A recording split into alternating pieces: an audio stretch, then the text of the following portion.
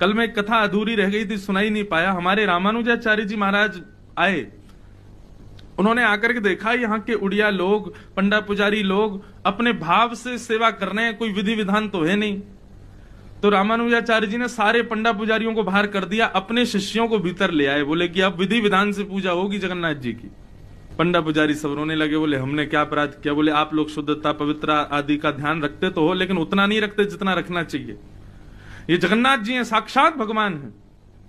जितनी बार इनका स्पर्श करो, हाथ धो, उतनी बार स्नान करो, किसी का स्पर्श मत करो, अस्पर्श रहो, अपरस में रहो, वैदिक नियमों से पूजा भोग लगाओ, आदि आदि सब नियम बनाने लगे। सब नियमों को सुनकर के पंडा पुजारी बोले हमसे तो हो नहीं पाएगा। तो रामानुजाचार्य जी बोले आप लोग बाहर रहो, हम करते हैं सेवा। अब रामानुजाचार्य जी के हजारों शिष्य लगे सेवा में, भोग बना रहे हैं। अब तो बिल्कुल वैदिक रीति से ठाकुर जी इतने बजे जगेंगे, इतने बजे सोएंगे, इतने बजे प्रसाद पाएंगे, इतने बजे आरती होगी, सब क्रम से होने लगा। अभी कोई क्रम नहीं है। अभी आप पूछो जगन्नाथ जी रात में कितने बजे सोते हैं? 11-12 बजे, कभी 1 भी बज जाता है। ठाकुर जी की इच्छा, जब मन करे तब सो जाते हैं। उठते कितने बजे, कोई समय निर्धारित नहीं।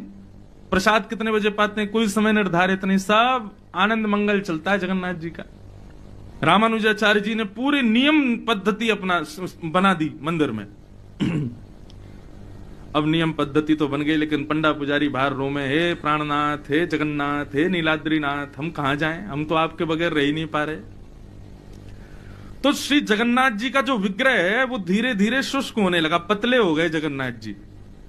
क्यों? बोले विरह हो रहा था जगन्नाथ जी को अपने पुजारियों का। तो रामानुजाचार्य जी अपने किसी शिष्य बोले कि जगन्नाथ महाप्रभु का ऐसा क्यों लग रहा है कि जो यौवन है, जो श्री विग्रह है, वो पतला सा होता जा रहा है। तो आचार्य ने जाकर के प्रार्थना करी, भगवान कोई हमारी सेवा में कोई त्रुटि, भोग प्रसाद सब आपको जैसे आप पाते हैं वैसे पधराया जा रहा है। जगन्नाथ जी कुछ नहीं बोले। आचार्य रामानुजाचार्य जी बोले भगवान क्या पीड़ा है, मुझे बताइए ना। बोले हमको हमारे उड़िया सब पंडा पुजारियों की याद आ रही है। रामानुजाचार्य जी बोले हम इतने विधि विधान नियमों से आपकी सेवा कर रहे हैं, और वही विधि विधान है जो सब आपने वर्णित किए हैं, ब्रह्मा जी ने वर्णित किए हैं शास्त्रों में। हम उस पद्धति से आपकी सेवा कर रहे हैं, आपको रुचिकर नहीं लग रहा? जैसी वैकुंठ में सेवा होती है वैसी सेवा कर रहे हैं आपको इसमें दिक्कत हो रही है? ठाकुर जी बोले वैकुंठ की सेवा स्वीकार करने के लिए हम बैठे ना वैकुंठ में। हम जगन्नाथपुरी में तो यहाँ के प्रेमी भक्तों की सेवा स्वीकार करने आए हैं। रामानुजाचार्य जी कुछ भी कहना, पर ये हमारे उड़िया पंडा पुजारी जब ये मटक मटक करके हरि बोल करके नाचते हैं ना मेरे आगे, मुझे बड़ा सुख लगता है। रामानुजाचार्य जी आपकी जो पद्धति है ना सेवा की, वो मुझे स्वीकार है, लेकिन वो दक्षिण भारत में जाओ ना, वहां पे इतने मंदिर है, वहां करो, यहां मत करो। यहां तो मुझे इनकी सहज सरल सी मीठी सी सेवा यही मुझे प्रिय लगती है। लेकिन रामानुजाचार्य जी नहीं माने। बोले कि आचार्य के पास में इतना योग्य बल होता है कि वो भगवान को भी डांट सकते। रामानुजाचार्य जी बोले चुपचाप खड़े रहिए, जैसे हम सेवा कर रहे हैं स्वीकार कीजिए, और हो रहा है विरह तो 2-4 दिन होने दीजिए, फिर उसके बाद ठीक हो जाओगे आप, जब हमारी सेवा अच्छी लगने लगेगी। अब नए नए लोग हैं इसलिए आपको अच्छा नहीं लग रहा, लेकिन अब सेवा ऐसे ही होगी जैसे हम करेंगे। बेचारे जगन्नाथ भगवान खड़े हो गए, कोई बात नहीं, क्या करें। अब तो महाराज भोजन पानी तो छोड़ ही रखा था ठाकुर जी ने, अब रात में नींद भी नहीं आती। नींद क्यों नहीं आ रही? बाहर द्वार पर जो यहाँ के सब पंडा पुजारी वो रो रहे हैं, वो बाहर के स्तंभ से लिपट लिपट करके जगन्नाथ जी को याद कर रहे हैं, पतित पावन भगवान को देख करके अश्रुधार बहा रहे हैं। जगन्नाथ जी को रात भर नींद नहीं आई। बगल में सुदर्शन जी बैठे थे। सुदर्शन जी बोले भगवान क्या हो गया, आप सो नहीं रहे, बार बार कभी इधर करवट उधर करवट। बोले मुझे बहुत याद आ रही है, मेरे वैष्णवों की याद आ रही है। मैं आचार्य रामानुजाचार्य जी से बहुत स्नेह करता हूं, मेरे को बहुत प्रिय हैं, लेकिन यहां पे मुझे पद्धति वाली सेवा नहीं चाहिए, मुझे उनके भाव की सेवा चाहिए। और क्या करें, वो मान ही नहीं रहे। इतने में गरुण जी आए, बोले आज्ञा करें भगवान। बोले काम करो, रामानुजाचार्य जी और उनके सब भक्त सो रहे हैं।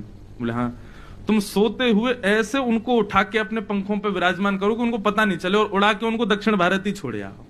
तो सोते हुए रामानुजाचार्य जी और सब वैष्णवों को श्री गरुड़ जी महाराज सोते हुए अपने कंधे पर धीरे धीरे लेटा दिया, किसी को पता ही नहीं चला। और गरुड़ जी उड़े सीधे रंगनाथ श्रीरंगम के लिए, और श्रीरंगम में जाकर के धीरे से उतरे और वहां जाके सब वैष्णवों को सुला दिया। गरुण जी आ गए, वापस आके द्वार खोल दिए, सारे पंडा पुजारी पर भीतर लगे, महाराज हरि हरि बोलो, हरि हरि बोलो लेके महाराज दाल भात लेके पहुंच गए भीतर। अब यहां रामानुजाचार्य जी सुबह ब्रह्म मुहूर्त में उठे और जैसे ही नेत्र खोले सबने देखे यहां तो द्वार बदल गए, छत बदल गई, सब बदल गए। बोले कहां हैं भैया, कहां आ गए हम लोग, ये जगन्नाथपुरी तो नहीं है। तब सबने बाहर निकल के देखा तो वो तो श्रीरंगम था, दक्षिण भारत। तुरंत जाकर के रामानुजाचार्य जी से सबने कहा, बोले भैया हम लोग वापस श्रीरंगम ही आ गए।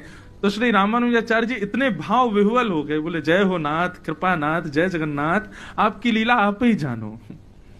हम कितने भाव, कितनी पद्धति से सेवा का विचार करके मन में भाव रखे थे, लेकिन आपका हृदय उन भाव युक्त भक्तों की सेवा का ही है।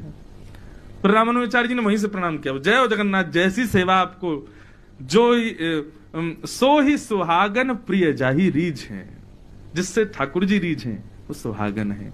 तो यहाँ के जितने हमारे उड़िया भक्त हैं, यहाँ के पंडा पुजारी, ये सब सहचरियां सखियां हैं ठाकुर जी के, बड़े बड़े सौभाग्यशाली हैं।